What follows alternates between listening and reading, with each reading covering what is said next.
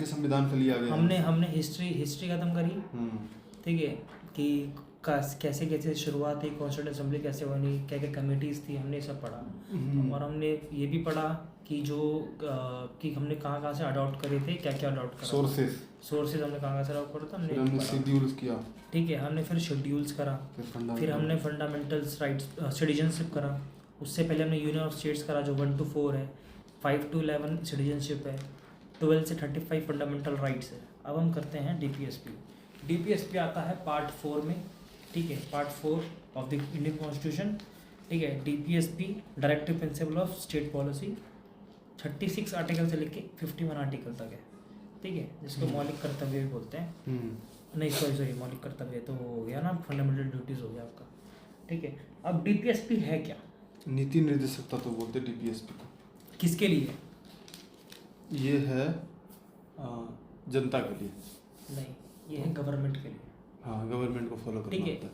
और गवर्नमेंट को फॉलो नहीं करना होता, गवर्नमेंट को इम्प्लीमेंट करना होता है। ये गवर्नमेंट के ऊपर है कि ये जो चीज़ें, जो गाइडलाइन जो कॉन्स्टिट्यूशन में हमारे पास गिवन है, सेंट्रल या स्टेट गवर्नमेंट के पास ये है कि इसको चाहे तो इसको अपने दिमाग में रख के इसको अपने लॉ में इम्प्लीमेंट कर सकता है, ठीक है। और ये इनफोर्सेबल तो है नहीं, ठीक है, कि आप करना ही होगा, मर्जी है, सेंट्रल या स्टेट गवर्नमेंट की मर्जी है कि हमें इसको फॉलो करना है या नहीं करना है। सबसे बड़ा उदाहरण अभी चल रहा है यूसीसी, ठीक है, यूसीसी की डीपीएसपी हमारा। तो हर स्टेट का जो गवर्नमेंट है उनके ऊपर डिपेंड करता है कि उनको अपने राज्य में यूसीसी लागू करना है या नहीं करना है। जिसको लगता है कि करना है वो कर लेता है, जिसको नहीं लगता वो नहीं करता है, ठीक है। फर्स्ट हमारा स्टेट है उत्तराखंड, ठीक है। वैसे गोवा है, गोवा में चल रहा था, लेकिन गोवा जो हुआ था, गोवा पोर्तुगीज के टाइम में हो गया था, तो इंडिपेंडेंस से पहले की चीज़ें थी वो, तब से यूसीसी लागू हुआ, तब से वहाँ पे यूसीसी लागू हुआ। इसलिए हम पोर्तुगीज गोवा को ना इंक्लूड करके हम उत्तराखंड को बोलते हैं, ठीक है। इंडिपेंडेंस का सबसे पहला स्टेट ऐसा है जिसने इम्प्लीमेंट करा। अभी गुजरात में भी बात चल रही है, गुजरात में भी हो सकता है, ठीक है, और मध्य प्रदेश में भी चल रहा है, ठीक है, अभी और भी जगहों पर चल रही है चीज़ें, ठीक है। तो डीपीएसपी मैंने बात बोला कि ये इनफोर्सेबल है, ठीक है, नॉन जस्टिसेबल है, ठीक है, नॉन जस्टिसेबल भी है। और डीपीएसपी का ऑब्जेक्टिव क्या है? उद्देश्य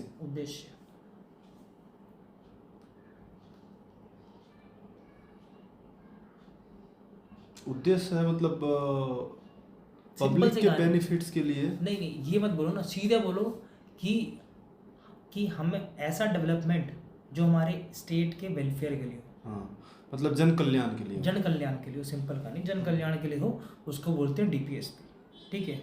और डीपीएसपी जो लिया गया था उसकी भी एक कहानी है। लिया वैसे आयरलैंड से लिया था, लेकिन आयरलैंड भी स्पेन से लिया था, ठीक है। ये लाइन है कि स्पेन से लिया, स्पेन ने शुरू करा, स्पेन के बाद आयरलैंड आया, आयरलैंड के बाद इंडिया ने अडॉप्ट करा उसको। इंडिया थर्ड कंट्री है जो डीपीएसपी अपने कॉन्स्टिट्यूशन में फॉलो करती है, ठीक है, तीसरी कंट्री, ये भी याद रखना। और कोई नहीं करता? नहीं, और कोई नहीं करता, ठीक है, क्योंकि डीपीएसपी मैं बोल रहा हूँ ये तो गवर्नमेंट के ऊपर है ना, ठीक है। तो अब लोग कॉन्स्टिट्यूशन में रखना चाहें, क्योंकि ये ऐसे है कि रखना चाहो तो रख लो, नहीं रखना चाहो तो मत रखो। तो कोई ऐड करना चाहता है, कोई इन्हीं चीज़ों को बिना ऐसे, जैसे हमारे में तो कॉन्स्टिट्यूशन में गिवन है ना, लोग इन्हीं चीज़ों को अपने पॉलिसीज में ऐड कर लेते हैं, बात वही पड़ती है। हमारे डीपीएसपी भी तो ये बोलता है कि अपनी गाइडलाइंस को तुम अपनी एक्ट्स या पॉलिसी में इम्प्लीमेंट करो डीपीएसपी का यूज़ करके, ठीक है, एक्ट और पॉलिसी में इंक्लूड करो। लोग अपने जहाँ डीपीएसपी नहीं है वहाँ डीपीएसपी नहीं होता, वहाँ भी होता है, लेकिन वो अलग से कर देते हैं। हाँ, लेकिन हमारे पास गिवन है, डीपीएसपी एक पार्ट है जो गिवन है कॉन्स्टिट्यूशन में, इतनी सी कहानी, ठीक है। इस पर आयरलैंड से लिया था, ठीक है। अब ये इक्वल वेलफेयर ऑफ स्टेट किस वे में, वेलफेयर ऑफ स्टेट की जो बात कर रहे हैं, डेवलपमेंट ऑफ वेलफेयर स्टेट, वो किस चीज़ में, सोशली और इकोनॉमिकली, पॉलिटिकली नहीं, सोशली और इकोनॉमिकली वेलफेयर स्टेट की बात कर रहा है, डेवलपमेंट की, ठीक है, ये बात कर रहा है। और एक चीज़ और है इसमें कि डीपीएसपी को instrument of instruction for states, ये कहा था बी.आर. अम्बेडकर ने, ठीक है। नोबल फीचर है इंडियन कॉन्स्टिट्यूशन का, ये भी बी.आर. अम्बेडकर ने कहा था, ठीक है। इतनी चीज़ें याद रखना और आगे बढ़ते हैं, ठीक है। और ग्रेविल ऑस्टिन इसने भी डीपीएसपी को कहा था कि डीपीएसपी और फंडामेंटल राइट साथ में अगर यूज करें तो ये कॉन्सेंस ऑफ कॉन्स्टिट्यूशन है, ठीक है। और अब आगे बढ़ते हैं डीपीएसपी की कैटेगरीज। 3 टाइप की कैटेगरीज होती है, सोशलिस्ट, लिबरल और गांधीयन प्रिंसिपल। गांधीयन प्रिंसिपल वो जो गांधी जी के थॉट्स पे बेस्ड है, ठीक है, वो सारी। तो सोशलिस्ट मतलब होता है कि सब जितने भी इंडिया में रिसोर्सेज है उनका इक्विटेबल डिस्ट्रीब्यूशन होगा। लिबरल में कि हमें एक ब्रॉड एक्सप्लेनेशन रखने अपने प्रिंसिपल्स को लेकर, ठीक है, वो लिबरल हो गया। गांधीयन जो उनके थॉट्स थे वो गांधीयन हो गए, ठीक है। इतनी सी कहानी है। अब आगे बढ़ते हैं आर्टिकल 36 पे, स्टार्ट करते हैं डीपीएसपी। तो आर्टिकल 36 को अगर याद करना तो सीधे इतनी याद रखो कि आर्टिकल 36 वही है जो फंडामेंटल राइट्स का आर्टिकल 12 है, डेफिनेशन ऑफ अ स्टेट। लेकिन बस फ़र्क इसमें ये है कि डेफिनेशन ऑफ अ स्टेट इसमें इंडिया एज ए स्टेट बोल रहे हैं, हमेशा याद रखना। स्टेट मतलब इंडिया एज ए स्टेट। उसमें स्टेट के अंदर इंक्लूड होते हैं आपके गवर्नमेंट बॉडीज, म्यूनिसिपैलिटीज, अथॉरिटीज, उस 12 फंडामेंटल राइट्स के, ठीक है, उसमें ये सब इंक्लूड होता है। लेकिन डीपीएसपी में डेफिनेशन ऑफ स्टेट का मतलब स्टेट दैट इज इंडिया, ठीक है। इतनी ये बात रखना डीपीएसपी फंडामेंटल राइट। तो याद रखने में आसानी होगी कि फंडामेंटल राइट का आर्टिकल 12 वही है जो डीपीएसपी का आर्टिकल 36 है, ठीक है। अब 37 बोलता है कि DPSP is not enforceable in a court, ठीक है, इन्फोर्सेबल नहीं है, ठीक है। आर्टिकल 38 थोड़ा इंपॉर्टेंट है, इसको याद रखना जरूरी है क्योंकि ये अमेंडमेंट के थ्रू इसमें काफ़ी चीज़ें ऐड हुई थी आर्टिकल 38 में, ठीक है। ये चीज़ अगर कोई सोशलिस्ट प्रिंसिपल पे बेस्ड है, डीपीएसपी के सोशलिस्ट प्रिंसिपल पे बेस्ड है, ठीक है। इसमें है कि to promote social order and welfare of people, ठीक है। सोशल ऑर्डर को और पीपल के वेलफेयर को प्रमोट करो। और पीपल के वेलफेयर को कैसे प्रमोट करो? इन इक्वलिटीज़ इन इनकम करके, ठीक है, फैसिलिटीज़ अपॉर्चुनिटीज़ दे के, ऐसे करके। और ये जो चीज़ें हैं इनइक्वालिटीज़, इनकम, ठीक है, और आपका अपॉर्चुनिटीज़, फैसिलिटीज़, ये ऐड करा गया था 44 अमेंडमेंट 1978 की तरफ, ठीक है, ये ऐड करा गया था। तो ये चीज़ याद रखनी है। वेलफेयर ऑफ अ पीपल, इसका मतलब क्या है?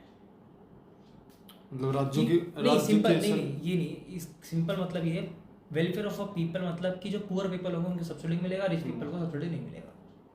सिंपल कहानी, पुअर पीपल को सब्सिडी मिलेगा, वेलफेयर ऑफ कल्याणकारी काम किया जाएगा। कल्याणकारी काम भी कैसे करा जाएगा ये बताया है डीपीएसपी, गरीबों के लिए जो, ठीक है, कि गरीबों को सब्सिडी भी दी जाएगी लेकिन अमीरों को सब्सिडी मिल जाएगी। सबसे बड़ा उदाहरण इसका आर्टिकल 38 का है, बीपीएल का कार्ड, ठीक है, बीपीएल कार्ड याद रखना, ठीक है।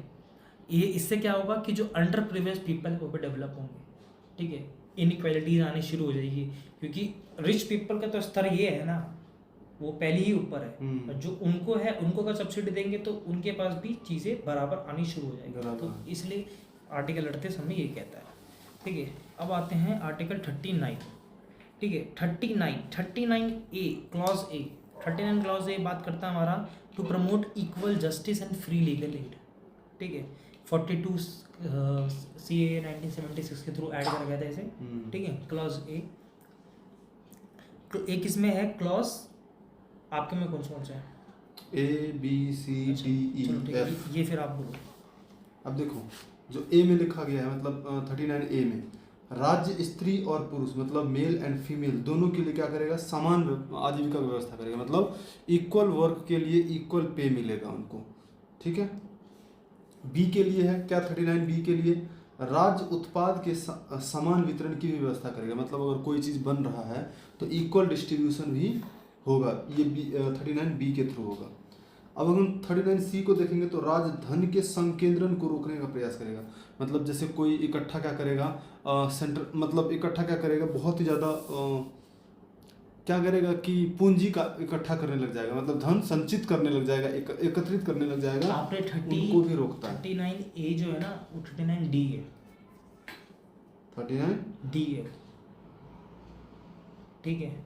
नहीं, काम का वो अवसर देगा। 39D में ये लिखा है समान काम के लिए समान वेतन होगा। हाँ तो मैं ये बता रहा हूँ, ये वाला हाँ वो था, ठीक है। 39A हमारा है कि इक्वल जस्टिस और जिसको ज़रूरत है लीगल एड की वो फ्री लीगल एड भी ले सकता है, 39A।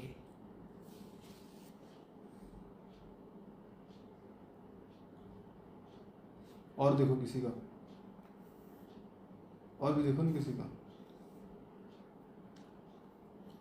संविधान में देख लेते हैं।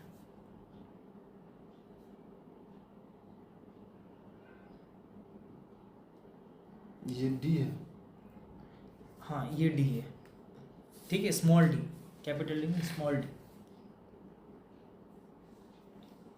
अच्छा, और फिर ये वाला वो देखो ना वो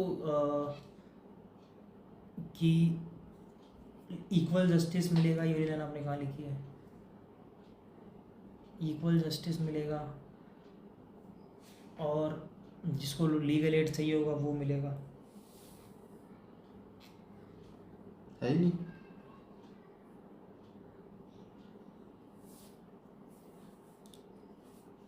equal pay for man for women जो है वो 39 डी है, ये तो रहा, ठीक है। ये तो 2D हो गया फिर। नहीं, ये स्मॉल डी है, ये जो चीज़ है ना ये एक ही है, ठीक है। राज्य में स्त्री और पुरुष दोनों के लिए समान आजीविका की व्यवस्था करेगा। आजीविका मतलब आजीविका मतलब वो काम के लिए, रोजगार के लिए। रोजगार के लिए ना, तो उसी में तो ये आ गया कि जेंडर इक्वलिटी को प्रमोट करने के लिए equal pay for equal work for man and women. तो ये दोनों एक ही चीज़ है कि वेतन और काम दोनों को इक्वल मिला जाएगा। तो ये कहाँ गया, ये अलग ये से आपने लिखा लिखा गया। नहीं है ना, क्योंकि दो आपने अलग अलग लिख दिया ना, ये ये लिखा नहीं नहीं है। किसी और का नोट से। ये एफ में देखो, एफ में क्या है?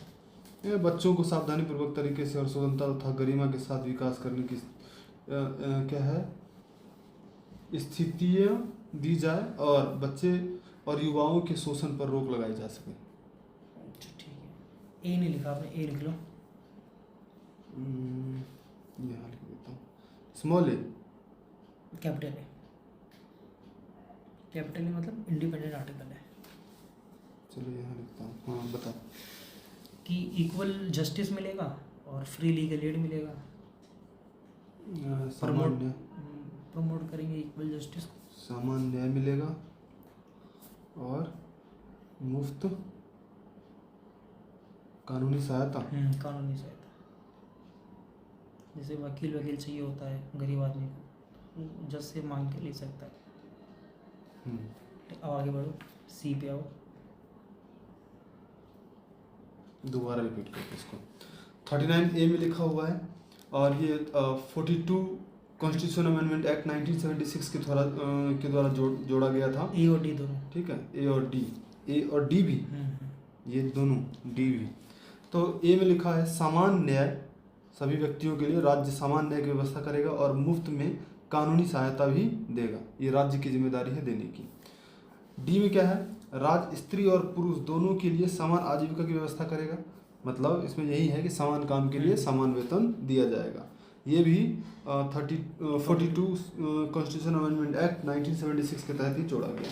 और इसमें जनरल इक्वालिटी इसको हम बोलते हैं, मतलब जनरल इक्वालिटी होनी चाहिए, प्रमोट करेंगे। और बी का क्या है कि राज्य उत्पादन के समान वितरण, मतलब जितना भी चीज़ें राज्य बनाएगा, मतलब राज्य कोई भी चीज़ अगर इम्प्लीमेंट करेगा तो इक्वली डिस्ट्रीब्यूट भी करेगा, उसे इक्वल बांटेगा।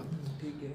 सी में है धन के संकेंद्रण को रोकेगा, मतलब एबोलिशंस ऑफ क्या collections of black money, huge money, मतलब एक बहुत बड़े लेवल पर जो है ना कोई इकट्ठा ना करे। अच्छा ठीक है, तो उनको रोकेगा ये। सी में हो गया। ई में हमारा है राज्य ऐसे प्रयास करेगा जिससे मजदूरों के शोषण और क्षमता के अनुसार मजदूरी कराई जा सके, मतलब मान लेते हैं किसी की क्षमता है कम काम करने की, उसको अत्यधिक काम नहीं कराया जाना चाहिए, इसलिए ये, और शोषण पर रोक लगाई जा सके, मतलब एबॉलिश पर वो करता है कि मतलब एबॉलिश ना हो। एफ में कहता है कि बच्चों को सावधानी पूर्वक तरीके से और स्वतंत्रता तथा गरिमा के साथ विकास करने की स्थितियां दी जाए, कि ताकि वो अपने गरिमा को बचा के रखे और उसके साथ ही वो क्या करे, बढ़ा करके रखे। ठीक है, और 39A में राज्य गरीबों को निशुल्क विधिक सहायता भी उपलब्ध कराएगा। ठीक है, मतलब वही है लिख रखा, समान न्याय या उल्टा कर रखा, निशुल्क विधिक सहायता। ठीक है, 40 तो याद हमेशा रह जाता है। 40 organisation of Panchayati Raj system, राज्य ग्राम पंचायतों को सशक्त करने का प्रयास करेगा, मतलब पंचायती राज 73rd कॉन्स्टिट्यूशन अमेंडमेंट एक्ट 1992 से आया था ये, और गांधीवादी और जो सोशलिज्म था इसके प्रिंसिपल पर बेस्ड है। आर्टिकल 41 कहता है कि राज्य निःशक्तों की सहायता करेगी। मतलब समाजवादी ये क्या है, सोशलिज्म है, मतलब जिनके पास कोई फैसिलिटी नहीं है उनकी हेल्प जैसे करेगा। अनएम्प्लॉयमेंट, बूढ़े लोग, जो और पेंशन देता बीमार है, जो बीमार पेंशन लोग, देता है, जैसे उनको अधिकार है कि वो राइट टू वर्क है, राइट टू एजुकेशन और राइट टू पब्लिक जैसे असिस्टेंस मतलब मिल सकता हाँ, जैसे वृद्धा पेंसिल है, ये बाकी ये जो लोगों को वो देते हैं, पेंशन देते हैं, ये सब सारी चीज़ें। 42 कहता है, ये है मैटरनिटी बेनिफिट एक्ट Simple. 1961 के थ्रू आया था, ठीक है। और ये समाजवादी मतलब सोशलिज्म पर बेस्ड है। इसमें कहता क्या है, राज्य कार्य कुछ नहीं, आगे 6 कार्यालयों महीने की में छुट्टी मिलेगी। कार्यालयों में मनोनीत कार्यदशा का निर्माण करेगा और प्रसूति में सहायता करेगा। मतलब ये हो गया। आर्टिकल 43 24 हफ्तों की छुट्टी होती, 25 हफ्तों की, जो भी होती है कोई दिक्कत नहीं, हमें इतनी याद रखनी। आर्टिकल 43 राज्य निर्वाह मजदूरी, मतलब जितने में उनका गुजारा चल जाए, मजदूरी की व्यवस्था करेगा। जैसे अभी मनरेगा आया है, तो मनरेगा भी इसी के तहत आएगा। समाजवादी सिद्धांत है ये भी, और कुटीर उद्योगों के विकास में भी मदद करेगा। ये गांधीवादी सिद्धांत है। गांधीवादी चाहता ही था कि ये क्या करे कि हम जो है कुटीर उद्योग की स्थापना ज़्यादा करें, अपने हाथों की कला आना चाहिए। 43A क्या कहता है, मजदूरों की प्रबंधन में सहभागिता होनी चाहिए, मतलब मैनेजमेंट होना चाहिए सबका। 43 क्या कहता है, ये भी गांधीवादी प्रिंसिपल पर है। 43B गांधीवादी प्रिंसिपल पर बेस्ड है। राज्य सहकारी समितियों, मतलब जैसे मदर डेयरी हो गया, अमूल हो गया, मतलब जो इसको क्या बोलते हैं सहकारी को इंग्लिश में, ऑटोनॉमस ना वॉलंटरी, एक तो होता मोनोपोली, एक प्राइवेट होता है, ठीक है, और एक प्राइवेट होता है, एक पब्लिक होता है, एक और कोई होता है कोऑपरेटिव। हाँ, तो ये कोऑपरेटिव ऑर्गेनिज्म की ऑर्गेनाइजेशंस की क्या करेगा, वो व्यवस्था करेगा। और क्या करेगा ये कि स्वैच्छिक संस्थाओं के विकास में ही मदद करेगा। अगर मतलब मान लेते हैं कि कोई अपनी ऑर्गेनाइजेशन बनाना चाहता है तो उसके भी विकास में ही हेल्प करेगा 43B के थ्रू। अब है आर्टिकल 44, यह क्या है, ये उदारवादी है, ठीक है, उदारवादी है, और पूरे देश में समान नागरिक संहिता होगी, मतलब यूसीसी होगी। और यूसीसी किस लिए होती है, मैरिज के लिए होता है, एडॉप्टेशंस के लिए, डाइवोर्स के लिए और इनहेरिटेंस के लिए। तो ये 4 चीज़ के लिए होती है। अब नोट में एक चीज़ लिखा है कि समान नागरिक संहिता केवल गोवा राज्य में लागू है, जो पहले से ही लागू थी, मतलब आज़ादी से पहले फ्रेंच के थ्रू लागू था। अभी हाँ सॉरी, गोवा में पुर्तगीज, अच्छा हाँ, गोवा में पुर्तगीज के थ्रू लागू था। अभी हाल ही में जो हमारा कानून आया है, इसमें उत्तराखंड पहला ऐसा राज्य है जहाँ पर लागू कराया गया है। आर्टिकल 45 कहता है, ये उदारवादी है। सिंपल कहानी 45 की ऐसे याद रखो, आर्टिकल 21A, आर्टिकल 45 और फंडामेंटल ड्यूटीज का आर्टिकल 51A का आपका ये आखिरी वाला, ठीक है, जो आपका आखिरी पे ये है ना आपका कौन सा आता है ये 1 2 3 4 5 6 7 I J K, जे और के होता है ना, ये तीनों एक ही चीज़ है। SC/ST के लिए, हाँ, ये तीनों एक ही चीज़ है कि 6 से 14 साल के बच्चों को फ्रीली एजुकेशन प्रोवाइड करो।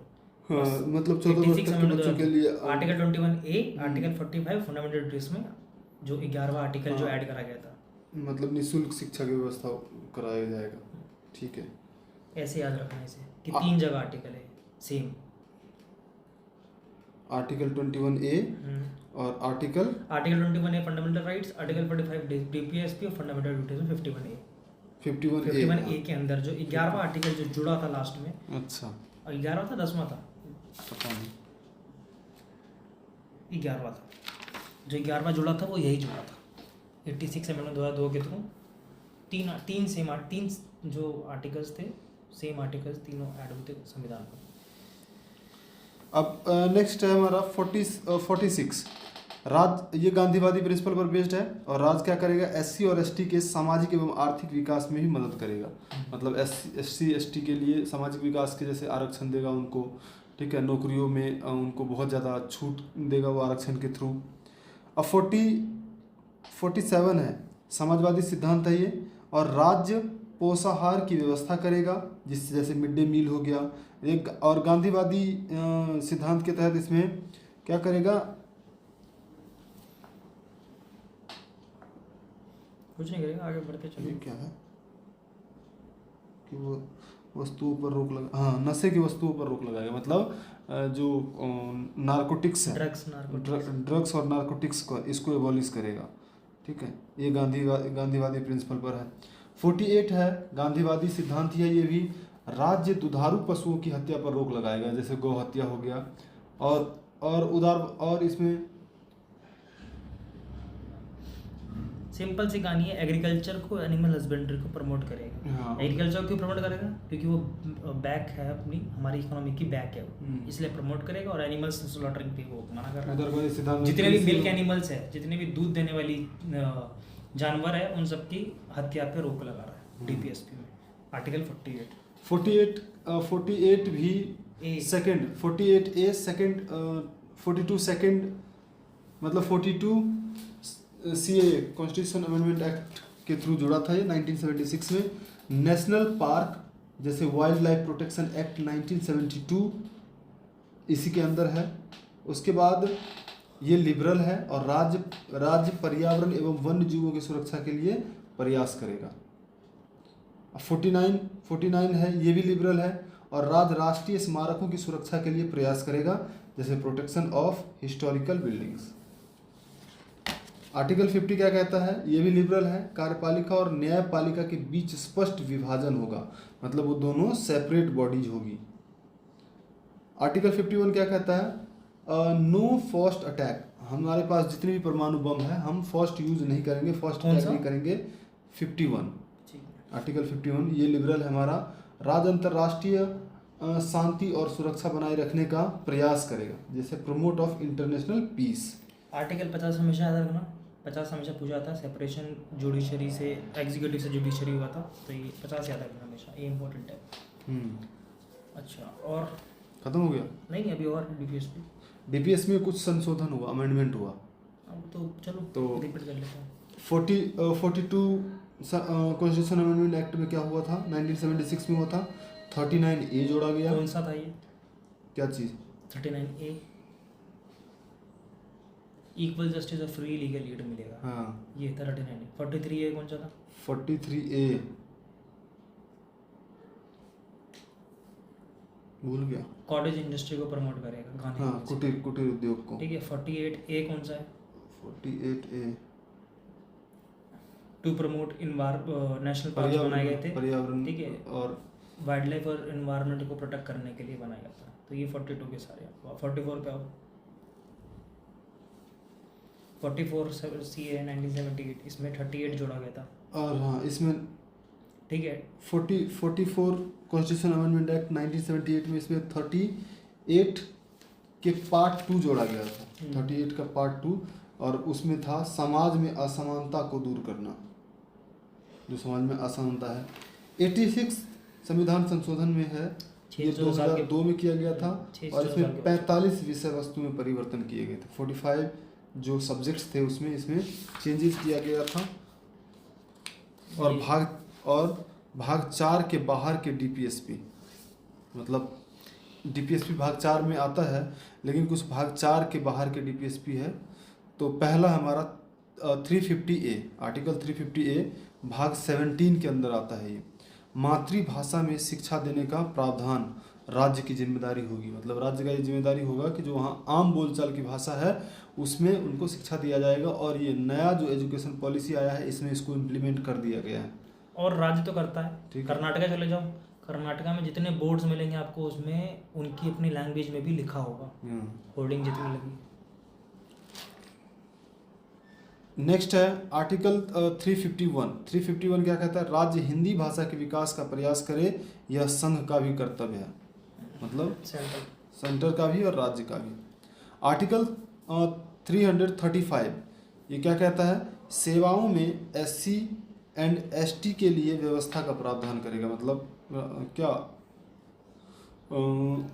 आरक्षण की व्यवस्था का। पार्ट 16 में, ठीक है। अब देखो, अब इसको याद जल्दी जल्दी कैसे करना है, अगर आपको हमेशा के लिए याद करना है इसे, तो ये समझो कि ऐसे समझो इसे कि स्टेट ने क्या करा, 350 रुपये लिए, जो अपनी मदर भाषा में बात नहीं करेगा।